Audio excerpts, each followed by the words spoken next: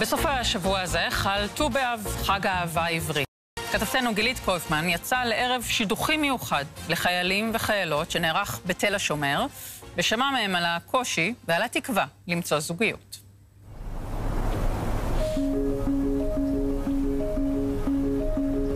יש לנו בדיחה בשיקום שאנחנו אומרים מה הסטנדרטים שלך היום. שיהיה לו רגל או יד, אבל שיראה או שישמע, אי אפשר היום לבקש יותר. כולם חסר להם משהו. במקור, הכתבה הזאת הייתה אמורה להיות אופטימית. בנות, דברו איתי עוד 3 שנים, זה האינסטגרם שלי. שנייה. קצת אסקפיזם בימים קשים כל כך.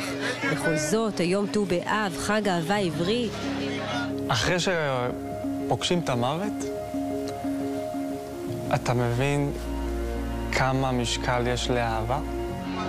בעוד זוגות רבים יציינו את היום הזה זה בזרועות זו, יש מי שאתגרי הרווקות עבורם קשים השנה מתמיד, והם לא בחרו בכך, הם כמאים לאהבה כזאת שיש בכוחה להיות חלק משמעותי בריפוי שלהם. המראה של הגופות, גם אם זה מה-7 באוקטובר וגם אם זה מהלחימה, בשלב מסוים אתה מתחיל לאבד את החשק המיני שלך, ואתה לא רוצה שום קרבה, אתה לא רואה במשהו כבן אדם בכלל משיכה כלשהי. אין לך את זה. כולנו לבבות שבורים שמחפשים להתאחד.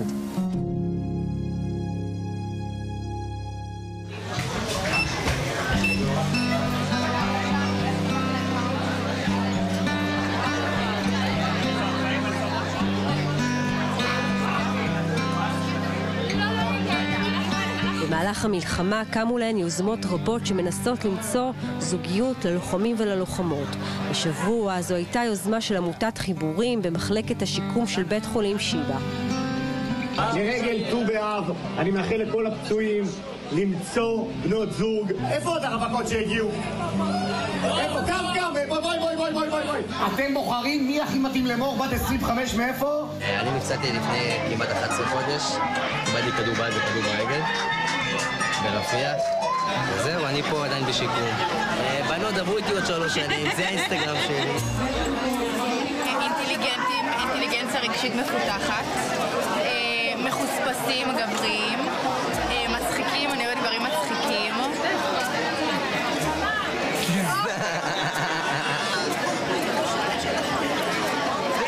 עכשיו זה אני מביאה לך עכשיו.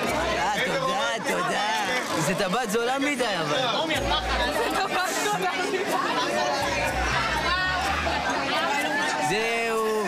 בוא לה, זה זמן. הולך פה מאוד טוב.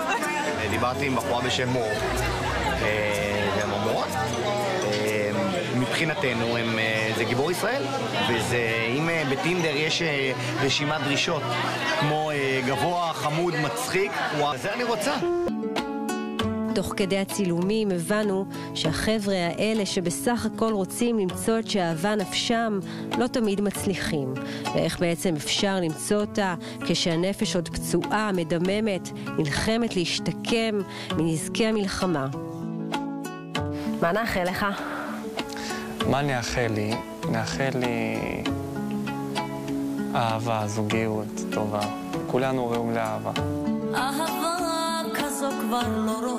הרבה מאוד חבר'ה כמוני פוסט-טראומטיים או לוחמים או כאלה שנפצעו, שמבחינתם חרב העולם, הם נזק, הם עול, הביטחון העצמי שלהם ירד לרצפה, ולהבין שהם לא חלשים. לי לקח להבין איזה שנה ומשהו.